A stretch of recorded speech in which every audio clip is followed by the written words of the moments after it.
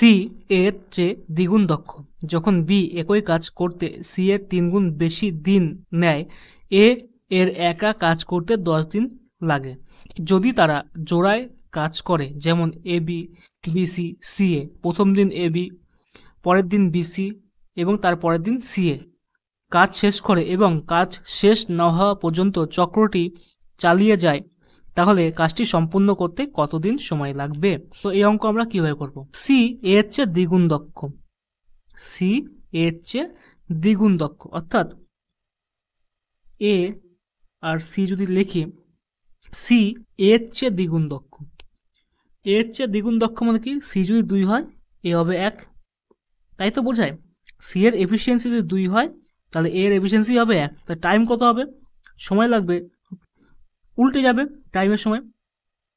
এ এর হবে 2, সি হবে 1, এ একটা গেল, এখানে হচ্ছে ইস 2। ঠিক আছে, এবার বলেছে যখন বি একই কাজ করতে সি এর 3 গুণ বেশি দিন নেয় এবং এ এর একা কাজ করতে 10 দিন সময় লাগে।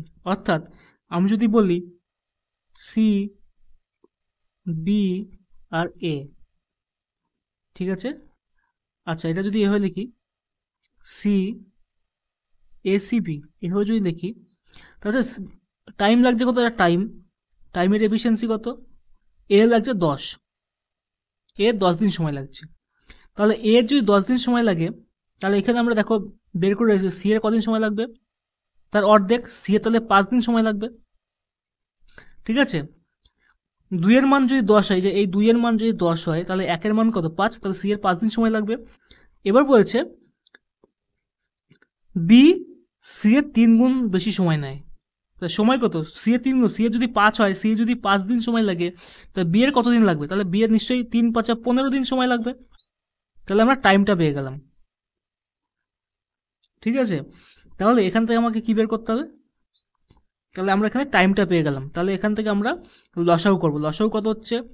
3টের লসাগু হচ্ছে 30। 3টের লসাগু হচ্ছে 30। তাহলে এফিসিয়েন্সি কত হচ্ছে?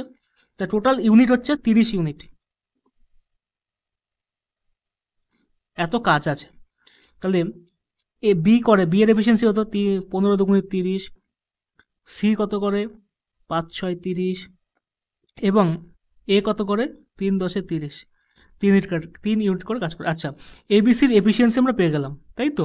তাহলে এ বি সির এফিসিয়েন্সি যখন পেয়ে যাচ্ছি, তখন আবার প্রশ্নে বলে দিয়েছে যদি তারা এ বি প্রথম দিনে বলেছে, প্রথম দিনে করে এ বি, তারপরের দিনে করে বি সি, তারপরের দিনে করে সি এ, তাহলে এখানে কি করতে হবে? প্রথম দিন যদি করে A B, A plus B, A plus B কত করছে? 3 আর 2 5 ইউনিট কাজ করছে। তারপরের দিন করবে B C, B plus C, কত কাজ করবে? 6 আর 2 8 ইউনিট কাজ করবে। তারপরের দিন করবে সি প্লাস এ, কত কাজ করবে? সি এ করবে 6 আর 3 9 ইউনিট কাজ করবে। তাহলে তাহলে এ এ একদিন করলো, তারপরের দিন এ করলো, তারপরের দিন এ করলো, টোটাল ইউনিট, টোটাল দিন হচ্ছে 3 দিন, 3 ডেজ।